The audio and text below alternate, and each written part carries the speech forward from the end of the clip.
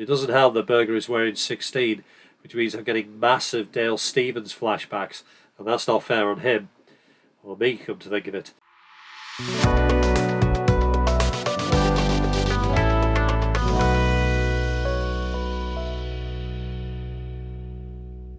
Hi, my name is Mike. Welcome to my vlog about all things football in general and Burnley FC in particular. A vlog which, due to my wife's birthday, could not go to the Spurs match, and therefore pities the poor sod who picked up my seat via the ticket exchange. 3 games into the Premier League season, 3 heavy defeats. It's at times like these when you find out whose glass is half full and whose glass is half empty. For the record, thanks to the catering in the long side, my glass of alcohol-free smashed cider wasn't even available. Glass half empty means fans are leaving in droves by the 70th minute. Glass half full means at least this week they're not being racist or bricking coaches. Fingers are already being pointed, and there is plenty to point at. The tactics, the team selection and the performances of individual players are all coming under the microscope.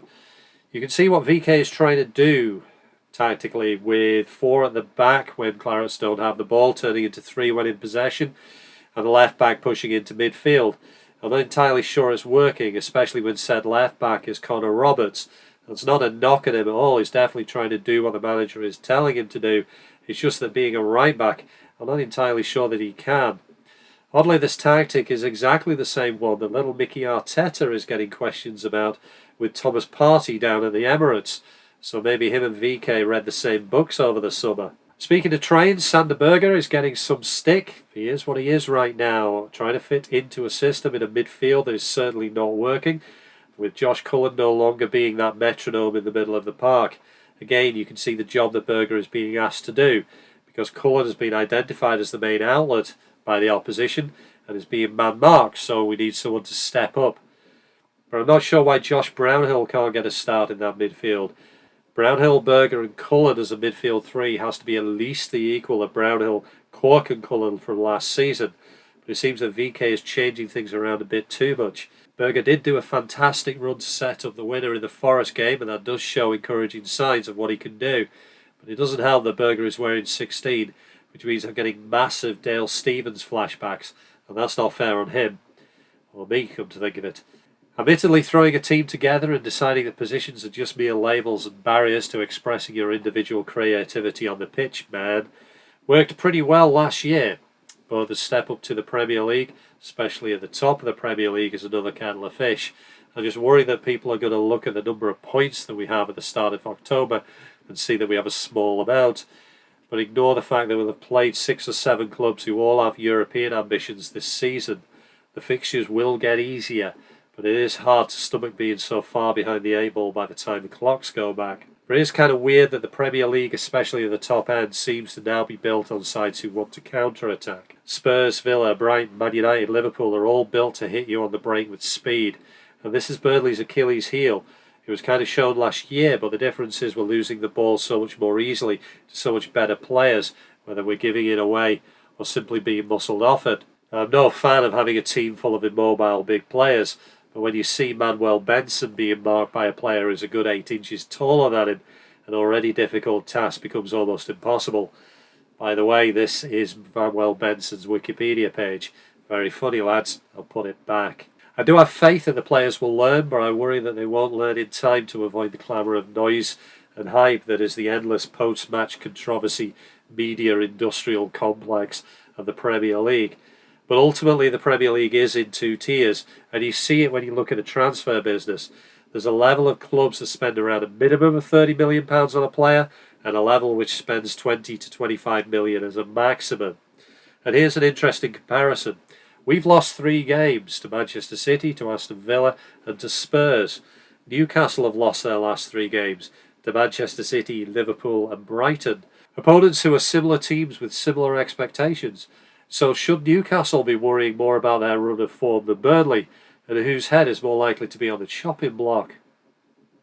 It seems that James Trafford is the latest target of the Boo Boys, these people who single out a particular player and rag on them for a season without justification. The rest of us had a season off from their relentless negativity, although ironically they did try to get something going against Aaron Muric this time last year. But they had to stay quiet through a perfect season, so they are now back with a vengeance, They've got a lot of pent-up negativity and frustration and abuse, and James Trafford is the chosen one. It's not really been Trafford's fault that we've conceded so many. He's 19 years old. He doesn't look like a 19-year-old keeper playing only his third game in the Premier League. But, as I say, some Claras fans have to pick a scapegoat. I've even seen people blaming him for Son's dink over him for the Spurs opener last week. Why didn't he stop that? Well, remember when Son, who is a wonderful world-class player, took off from his own half and bounded through our entire defence a few seasons ago? Why did Ben Mee just take him out? Because it's easier said from your seat than done, isn't it? Now, Muric was unlucky to lose his place, but as the person who sits next to me said, it just feels so much calmer with Trafford at the back. Muric is the ultimate risk and reward goalkeeper. Watching him at the back against championship level opposition was like watching a unicyclist on a tightrope juggling knives while on fire. It's great fun when it works, but it's not the sort of thing you can stand every week. I do admit in terms of transfer business that a goalie was kind of on the list but not particularly high up on it. But whenever the club spends 15.6 million plus add-ons on a player, he's not going to be sitting on the bench. Trafford has been fine. No better than that, no worse than that. He's fine. Does VK want to drop Muric for the vital Forest game? And what if Muric has a brain fart, which he is capable of? Everyone's going to look pretty silly at that point, aren't they? On the other hand, the left-back position is a problem. I'll get on to Maatsen and transfers in a bit, but there is a bit of a clamour for Charlie Taylor to return to the fold. It's pretty clear that Taylor is not in VK's plans, and that's not really a fault of anyone, least of all Charlie Taylor. Taylor, who, let's not forget, joined from Leeds as a fairly attacking left-back, had that trained out of him, with Deitch telling him never to pass the halfway line and to treat the ball as some kind of live hand grenade.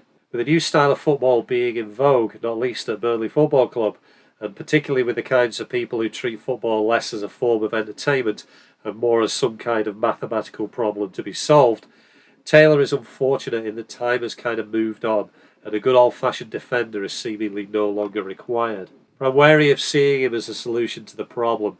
Can he defend? Yes, he can. But can he do it in the way that VK wants him to do, which is crucial to the way we want to play? And last year's evidence says no. Again, that is not a criticism. Charlie Taylor has been a fantastic player for Burnley. But he's a Land Rover, he's dependable, he's built to go up and down mountains. The problem is we're trying to build a team full of Ferraris, and this is the exact point where I realise that analogy is on very shaky ground. But Taylor is a left back, and VK football is about positional flexibility. Connor Roberts must have scored more goals from inside the opposition 6-yard box last season than any of our strikers. Now, ALK have brought in 31 new players since June last year. They clearly have no sentimentality when it comes to replacing players. In fact, it's almost NFL-like in the way that players are commodities or assets. Muric, J-Rod, Cork, Taylor, all are going to be victims of that. And it will be interesting to see who's in the 25-man Premier League team squad and who isn't. Remember the other video where I turned around and said the net spend is a bullshit metric? Well, in this summer transfer window, we have brought in 15 players for a net spend of £105 million. Last summer transfer window, we brought in 16 players for a net spend of minus 45. Next person who tells you the net spend is worth listening to, ignore them. Anyway, speaking of transfer windows, this window is now shut. There have been fewer in the no accounts this time around, I've noticed, but they appear to have been replaced by the football equivalent of Violet Elizabeth Bott, who take to Twitter to squeam and squeam in 280 characters about who should be bought. And oh, Jesus Christ, have I just aged myself with that reference. But we have quotes like, "We should be all over this," or "Pay the extra $5 million. Look, you didn't even know who Sergio Akiemi was 2 months ago, and you certainly can't pick him out of the lineup now. Don't tell me that he's got really good stats on Football Manager. So what? I got bloody good stats on Elite Dangerous. That doesn't make me a fearsome space pirate in real life. Player transfers are complex multi-year, multi-million-pound global business transactions involving people working to a defined budget. Transfers are not the chairman quickly writing a cheque before finishing off that morning's crossword. Yet some people insist on treating it as something you think about as much as you would think about what you want when you're putting together your lunch. Damn it, Alan Pace. I want a central midfielder. I want a left back. I want 2 pints of milk and I want a Kit Kat. Anyway, in terms of things that did or didn't happen, deadline day saw Tresor in and Maatsen not. A shame to not get the latter done, but in hindsight, £31.5 million for Ian Maatsen. Really? I know the world has gone mad and Burnley FC dropped into the twilight zone about 18 months ago. But £31.5 million for a player who, before this season, had not made a single Premier League appearance. I would like to be the guy signing that cheque. Similarly with Nathan Teller, on off, eventually goes to Germany for 20 million plus add-ons. Again, not sure I wanted to pay that much for him either. Anyway, back to Maatsen. As for why he's staying at Chelsea, he clearly thinks he can break into the Chelsea first team, and with Cucurella starting ahead of him, why the heck not? Plus, coming to Burnley is likely to be a pay cut, so he did what's best for him, for his career, and fair play, I don't have a problem with that. Unlike this guy, completely lost all respect for him. Oh well, I'm sure Ian Maatsen will find a way to get over it, or not. At least he'll be able to dry his eyes on that nice big pile of crisp £10 notes that did his wage. Completely lost all respect for him. Respect, like legend, respected, one of those words that in football has lost all meaning and usefulness because of it being used like this. And if you're watching this, yeah, you might have lost respect for me, but somehow I'm going to find a way to sleep tonight. You know what AI would be really useful for? If it was integrated into social media apps and message boards. Someone types something and clicks post, it pops up a message going, do you really want to post this in public? Why not? I'm not swearing.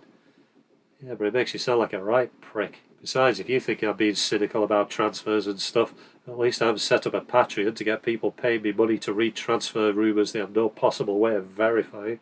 But anyway, to wrap this one up, we're back in the Premier League again. We're back to losing Premier League games again. But I guess the difference is right now, at least we're being a bit more entertaining when we do it. I do have faith. I do want to keep the faith. I think it's going to look worse before it gets better, especially in the first couple of weeks of October. But then that horrendous fixture run is out of the way. We have an idea where we really are against Forest and against Luton. And I have faith in VK. At least I still think there's 3 worse teams than us. Luton maybe, Sheffield United probably, Everton looks like. Till then, take care. If you enjoyed this vlog, please click the like button. If you really enjoyed it, please click subscribe and don't forget to click the bell to get notified when I produce new content. And if you want to take the link and post it into Facebook or Twitter or social media like Mastodon and Blue Sky or even a message board, that would be really appreciated. Thank you and take care.